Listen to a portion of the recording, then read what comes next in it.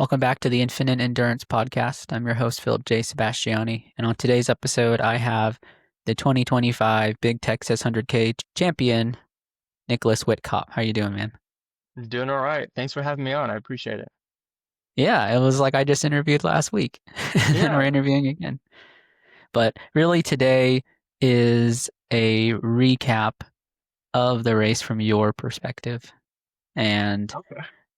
being your first 100K, I am really interested to see how it went for you, because there's things that we see from the outside and we can't always ever see, you know, how it's going from Yeah. your view. So just for those who are tuning in, the race started on Saturday at 7 a.m. in Flat Creek Crossing Ranch and went to the neighboring state park, Pinellas Falls, and he kind of flipping back and forth. But let's go ahead and talk about kind of pre-race things. I actually saw you while you were kind of just getting to the start line and hmm getting set up. How did you go about setting up for this race? I didn't. I actually haven't had to do set up for crew or anything like that too often. I did it once for the last ultra I did in East Texas, but it was a lot more simple. It was just I think it was like 7 or 8 laps, 4.5 miles, and yeah, it was a lot more simple. So I did something similar, and yeah, I probably didn't put my place in the best spot. I wasn't really thinking about it too much, and it was kind of off the beaten path. So I was also more worried. We didn't bring like a canopy, so I didn't want my wife to get too burnt, to be too directly in the sunlight. So I was kind of concerned about that. But yeah, I just saw a really shady spot. I'm like, that's right next to the course. That's perfect. And in hindsight, I was kind of far off. So I had to check a little bit more to go over there. Yeah, you got a hair over 100K from all of that transitioning back down Yeah. and that. Got your money's worth and then some.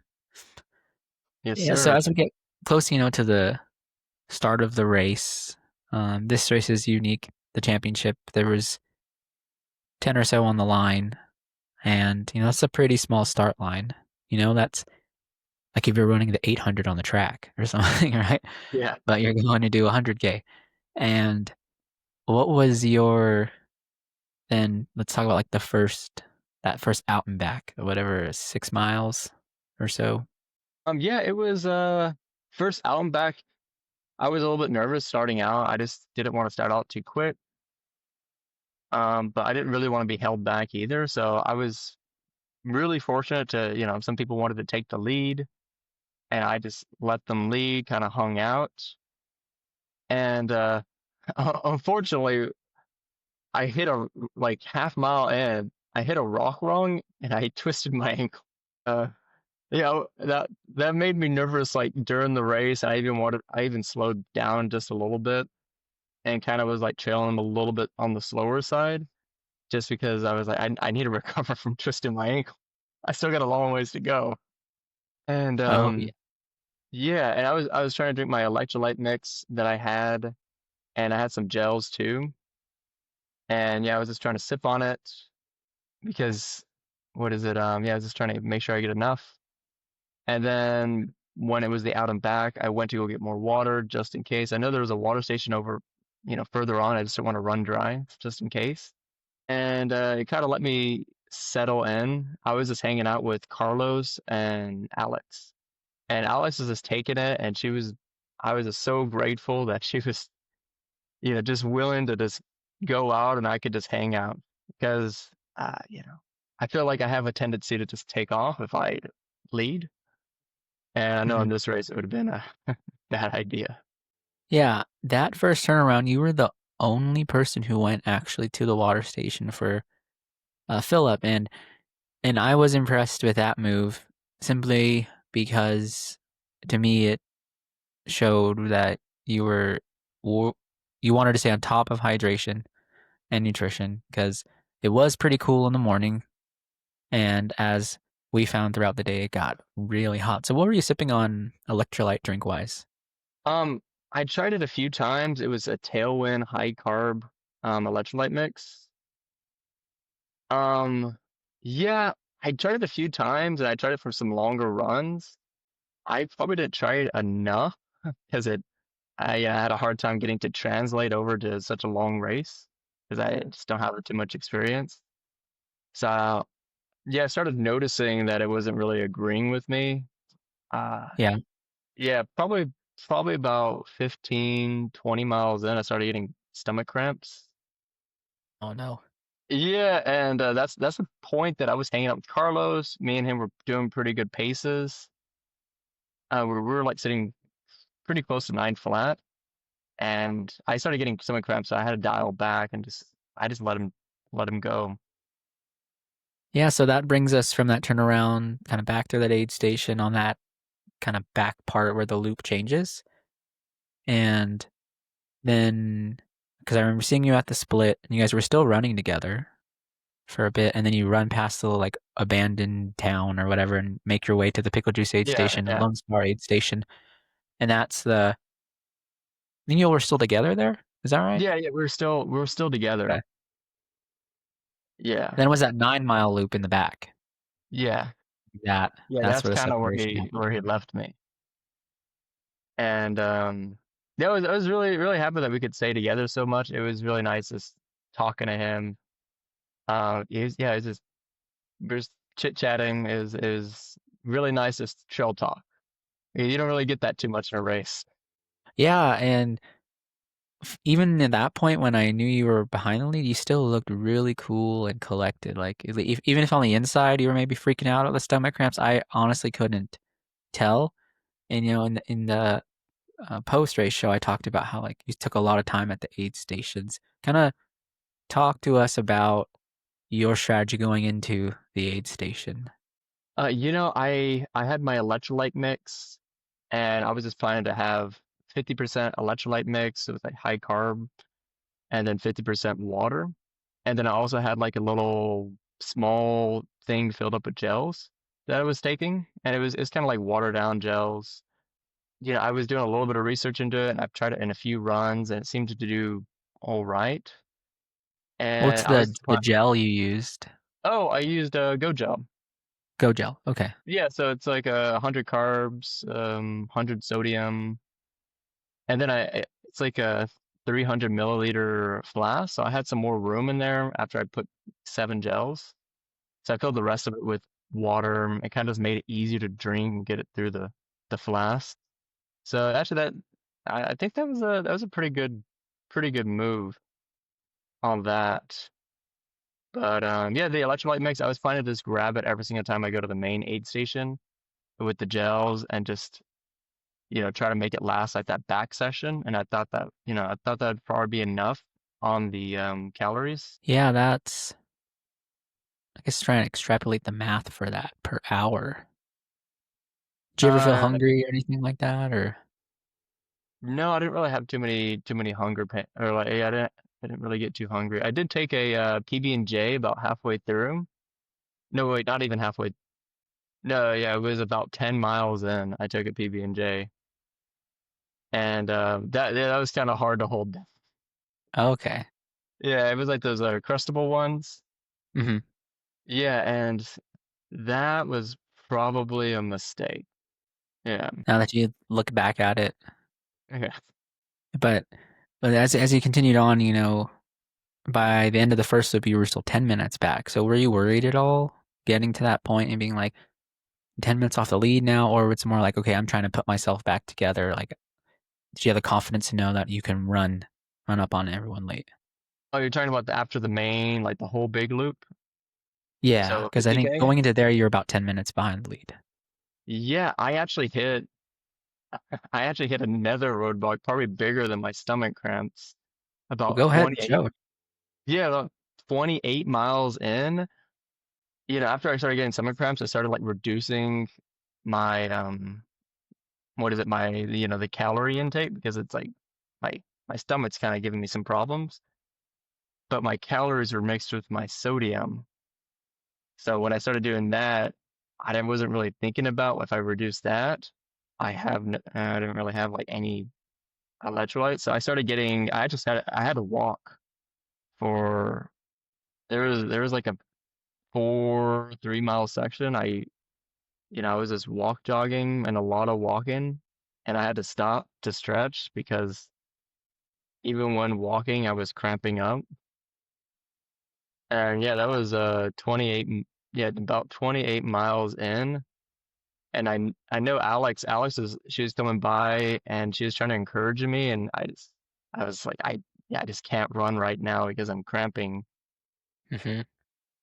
And yeah, it took I was fighting that for a while. It took me a while before yeah before I could actually run a decent amount without cramping. Yeah. Yeah, and I think you posted that on was your pretty hard. Strava. I think you posted on your Strava it was like 40 miles basically of cramping. Yeah, that A section 62 right mile race. there was just like I was like, am I even going to be able to finish this lap because I can't even walk from cramping? But eventually, after I stopped and I stretched out my quads because it was really just like really bad quad cramping.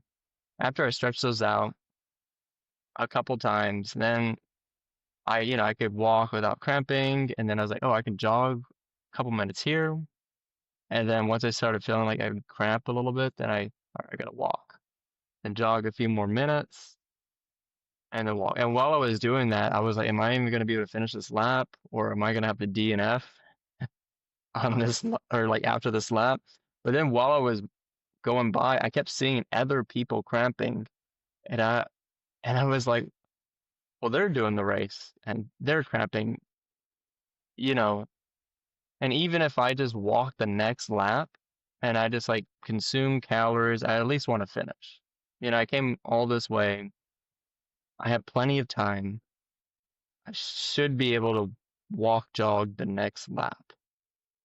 So when I got back to the aid station, my stomach cramps were like kind of dying down. I felt like, I was kind of bloated though, Hmm. strangely enough. But I grabbed the electrolyte mix with my wife and I grabbed water, some more gels, and then I just kept doing my strategy. I kept jogging until I felt like I was in a cramp. And then, I walked until I felt like I could jog without cramping. And then there's like an aid station on that back, the 15 loop, like out and back.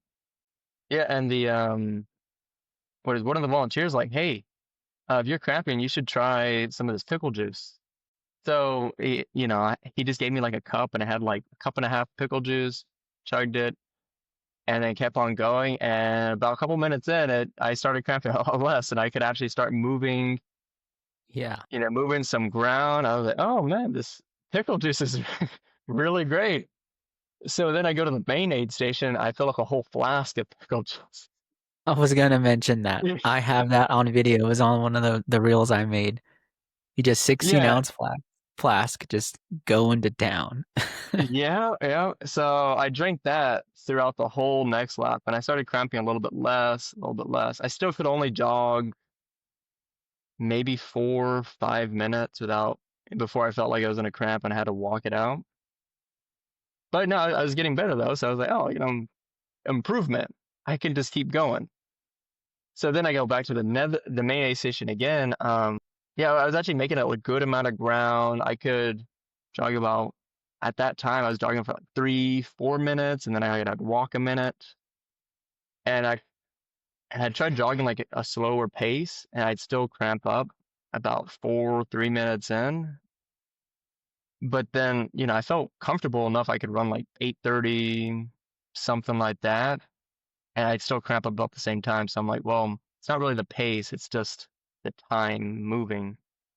So I was jogging at like 8:30, and then I start cramping up, so I had to walk and then jog at 8:30, cramp up. So I was actually making pretty good grounds. And then I went back to the aid station again, got a whole nother half liter of pickle juice, and went back out. And then I just kept doing that over and over. And yeah, I was making a little bit more ground. And then the gravel section, I was able to jog like 9 minutes without having to stop. Hmm. Like that kind of real nice path after Juniper Ridge. Yes. Yeah. After that trail, I was able to run like 9 minutes without walking. And of course, I went back to that aid station and got more pickle juice, one, half liter. And I was pretty sure, I was like, yeah, I just messed up all my hydration. Or like, I messed up my hydration, my electrolytes, and I just had it completely off because, pickle juice has a lot of salt. So I'm like, I'm just missing salt. Yeah, and you need the salt to help with the body sending the signals and to keep it going, right? Yeah. And the electrolytes. But now I want to hear, like, that is all really great. Like, you didn't give up. You did what you could do, and then took the break you felt was necessary. And Yeah. Yeah. that shows a lot of potential. I think if like to fix that part with nutrition, Yeah. hydration, like you're running an hour faster, or no Yeah. more, right? Like you think about Yeah. that and the potential. Yeah. I But probably had to walk, I don't know, like 25% of the race, 30% of the race. And it's just like, it's a, you're like frustrated because I can run at 8:30 and be, I'm fine, but I just keep cramping. yeah, Yeah. I Maybe looked also at the your food heart rate too. after the race. Yeah, I Yeah. was looking at your heart rate after I was driving, and I was like, yeah, I think you could have gone a little faster. It felt like you're pretty low heart rate, so it's like just a little easy running, huh? But it was the real story, is you ran and then you Yeah. cramped and you had to walk, so it averaged out still pretty fast, right? Yeah. Yeah, I had like arm cramps, I guess from like holding my flask. I had a diaphragm cramp, major quad cramps. I even had calf cramps at one point. Did your And fingers ever, like, close up and you couldn't open them? no, fingers are fine. It was just Fingers like are those major muscles I was using a lot. And especially the quads. Quads are like, maybe there was like some muscle fatigue. Maybe it was like because I cramped so hard on my quads and then they kept cramping back up. Those are the main guys, is like the quads. Yeah, But so out of the 50K loop, in your opinion, which was the most challenging section? watch for the challenging section. Yeah, that's an excellent question. I was thinking it was the Juniper Ridge, that trail right before you go, between like Pedernales and Flat Creek. But I think it might be like there's like a back section of like the Creek Ranch that's like really close together. And it's like after you go through that cave, and then there's also like a pretty big uphill part that's really rocky. And yeah, there's like some back sections of that Flat Creek Ranch. I think those are probably the hardest, most technical parts. You really couldn't run fast when it was like that. But there was also the way far back section of Pedernales when you go down and there's like a creek area. That was pretty rough, but it was pretty short, so it wasn't really that big of a hamper. Yeah. Yeah, you couldn't really run very fast at all. Or yeah, I had to walk a good portion of it. Back to the what is it, the pickle juice part. When I got to the what is it, the I forgot what the aid station was called. It was on that second part in Pedernales, that main aid station. Yeah, the Pickle Juice aid station, the Lone Star aid Yeah, station, yeah, that the one? Lone Star. That second loop, after I got that pickle juice another time, I was really able to make a good amount of ground. I was running like 4, 5, sometimes 6 minutes at 8:30 pace, sometimes 9-minute pace before I had to walk, and I was really able to like close that gap. So I was Yes. pretty excited about That's the that. story I wanna hear now as we're going, when I got another reel of you leading, kind of to that unmanned water stop, and Mm-hmm. you were moving great, and yeah, I think you said you had just um, passed some of the competitors, and it looked like you were really coming alive, and that water stop was 10 miles from the end. Mm-hmm. I saw you, so kinda talk about then that and Nadine passing you in that water stop, because I had the video too. I got the actual pass. You kinda looked over, you're like, you didn't really look worried. So What's a No, I mean, I was really surprised. I didn't, that I say just came out of the blue. I didn't even realize she was like that close up. But I was mostly just like tunnel vision. I need to focus on my hydration because I'm still fighting crabs at Mhm. this point. And I'm just like, somebody passed me. I need to worry about that. But most importantly, I need. Yes. Yeah. Yeah, that really took me off guard because I was before then. I just caught up to Alex maybe a half mile ago, and what is it? She was having a really hard time, and I was just happy to hang out because I was also cramping up. It was just I was in this weird spot that I was having a really hard time jogging slower than 9:30 pace or something like that.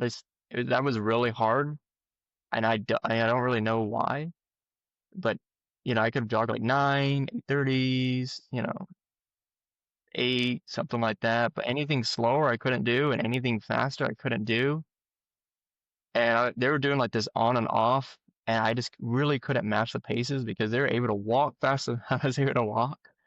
And That's one thing I could, Ryan said. She was a power walker. Like, man, I tell you what, man, she could, yeah, she could walk. I mean, man, what a master of the craft. Like I was running with her for a good portion of the race, and she was just like overflowing with knowledge and experience. And I'm so grateful just to be able to run with somebody so experienced and knowledgeable as her while doing the race. Because I mean, it's just going to pay so many dividends later on. And yeah, I was just honored to run with somebody like such a master of ultra running. And yeah. yeah, but at that point of the race, I couldn't match up the paces, and I was just having a hard time. So I'm like, yeah, I don't want to hang out. I got to go do my own thing because my body's not letting me do anything else. Yeah, so can we talk about the move past Nadine in that final, what in the final 6 miles when you get back to Lone Star slash Pickle Juice aid station, Yeah, and now you kind of have this downhill kind of thing all the yeah. way back to the finish. Where did that happen? What did that look like? Honestly, a lot of it happened like just well, oh, what is it? A lot of like my potential momentum was created like just after the aid station because I was still like cramping a little bit in my quads. And still kind of had to stop a little bit, which is I still had like a pretty decent amount of muscle fatigue slash cramping, just like top of my quads. So I was just like laser focused. I need to get some calories. I need to get some pickle juice because that's like I know she was a good ways. She was in front of me. I'm like, that's the only way I'm gonna be able to catch her is if I'm not cranking. So I was like, I just need to focus on this. So I got some Pepsi mixed in my gel flask. It still had some gel flavor in it. Mhm. There's maybe And like then 1 or 2 grams of carbs, just like yeah, sneak it back into you. yeah, sneaking back in, and I tucked that into my shorts, and then I got a thing of water, and I got a thing of pickle juice, and that first mile jogging there, I chugged that half liter of pickle juice. Wow. Yeah, I was just like, I need this kind of marinate set in, and hopefully I don't throw it up. So I chugged it, first mile and a half or a mile and a half, mile, something like that. And then I held my water and I held my Pepsi, and I was just like sipping on Pepsi because I know legs are dead. I need to start moving. And yeah, I was able to like run for not it like the pickle just like really set in. I was able to run like 9, 10 minutes without walking. And I could be very strategic with my walking too, because there's a couple uphill sections of that course. So I kind of timed it like, oh, I need to walk pretty soon. And then if a hill came, I'm like, I'm just gonna walk this up. Yeah, I'm gonna take 30 seconds. I'm gonna take a minute, try to power walk this hill, kind of recover, and then go back out. And I was doing pretty good. I was doing like 8:30, I was doing like 8-minute pace, still on the yeah, that really nice gravel section. And yeah, I started seeing her like right towards the end, right before Juniper, and there's like a decent hill over there. So, I was gonna walk the hill, but then I saw her like, oh, I could probably make it up this hill. And so I made it up the hill, and as soon as I entered Juniper, I just met up with her right there, and she just like, yeah, just if you want to go, go. And I was like, I was, I was still, I still had like a little bit of hesitance because like my legs had, they were mostly not cramped up, but I still kind of felt like a little bit like they might. But I was like, no, I think I'll try. Nadine's like, hey, go if you want to. It's like, yeah, I'm gonna give it a try. So I started going. It was a little bit technical. I had to slow down, and luckily because it was technical, like it didn't feel so uncomfortable running at about 10:30 pace. And then the sun was starting to set. And I was like, maybe I can finish this section before the sun sets because, it's like that pretty technical. And I'm like, I don't really want to run it, the technical part in the dark. And it'd be Mhm. great if I didn't have to run the technical part in the dark. I could just run that back stretch. So yeah, I was just laser focused on like, hey, let's just like try to make this quick. If it gets really techno, I can walk for 15, 30 seconds, take a breather, sip some Pepsi, and then keep on going. And yeah, I was able to just like put it all together in that section. And I made it, right before it starts getting really dark. I made it right past that section, took my hard right, and I know the finish line was pretty close, so I just kept going. I had to walk for maybe 15 seconds up like a pretty steep hill, and then I was just taking a left and on the home stretch, and just happy to be coming in. Wow. Yeah, it Yeah, was great to see you when I picked you up and I was trying to record with you. I was like, "Oh, I think he's gonna like push it," and I was like, "Let's go!" And you just took a few hard steps, and I was like, you saw the finish line, and you just yeah, ran yeah, hard in. It was great, great footage, and great to see you finish your first 100K. Man, how'd that yeah, feel crossing that line? yeah. That was I didn't really think. I knew like nutrition played such a big role, but like yeah, I was more focused on carbs and really, I think at the electrolytes is, the electrolytes and water just killed me. Yeah, so I think a question a lot of listeners want to know the answer to is, will you be coming back next year? There's rumors that there's going to be a creation of an M123, which means automatic entry. Basically, the podium gets automatic entry next year. You don't have to qualify. Yeah, And you won $1,500 on Saturday. You got a trophy, got a gold belt buckle. Rumors the course will might go back to also its original location, which is a little tougher than yeah, what you saw on Saturday, but I think it's a better course to spectate on. It's also a lot more yeah. run. There's some more runnable sections, but the sections that are hard are really hard. But is it too early to decide that? Have you thought about it? No, I mean, me and my wife have been talking. I think I do want to go back. I felt like I kind of left a lot on the table, and yeah, I want to give it another go. I really want to. I feel like I'm kind of, I'm still learning a lot, and I want to spend like a good portion just filling a lot of those gaps in this next year and just, really see what I can do next year. That'd be really, really great. And I learned a lot from especially the female contenders are just masterful at how well they were going through aid station. I even saw some of the reels and I think they were taking salt pills and they had like ice on the back of their neck. And I'm like, man, I didn't even think of any of this.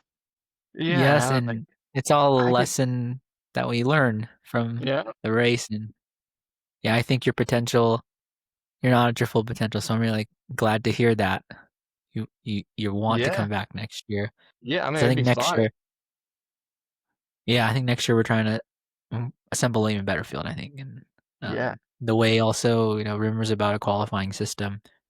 I think sub 10 for men, sub 12 for women, 100K. I think that will really bring a bit of a competitive field, which Yeah, yeah, I'm excited to follow along. It makes me yeah, really want to race, but that's we'll yeah. have It to see. should be pretty fun. Yeah, I mean, especially if we But get Ryan back, and it's a good amount of other fast people. It'd be fun just to kind of see where I line up, see how I can see how I can deal with all the extra competitiveness. See if I can just do take some of that stuff I left on the table. I feel like I kind of messed up a little bit on my like electrolytes and water and carbs. But I am really proud of my performance. I had to really dig deep to make that happen, and I am proud that I stuck with it. yes, it's a beautiful thing when you can see how much you're willing to suffer and come out the other side a changed person. I think Yeah. it's a thing not many people experience in their life, and when you do, it's one of the greatest feelings ever. Like you're much stronger mentally.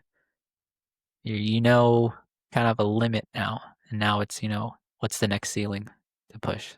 So hmm And it's like, man, when things really come to the grindstone, it's like, and you're really suffering, it's like, you can you also build these strategies you can always come back to, like that walk jogging, kind of just play it by ear. Yeah, and you just yeah, try to revive yourself. yeah. I'm glad you revived yourself.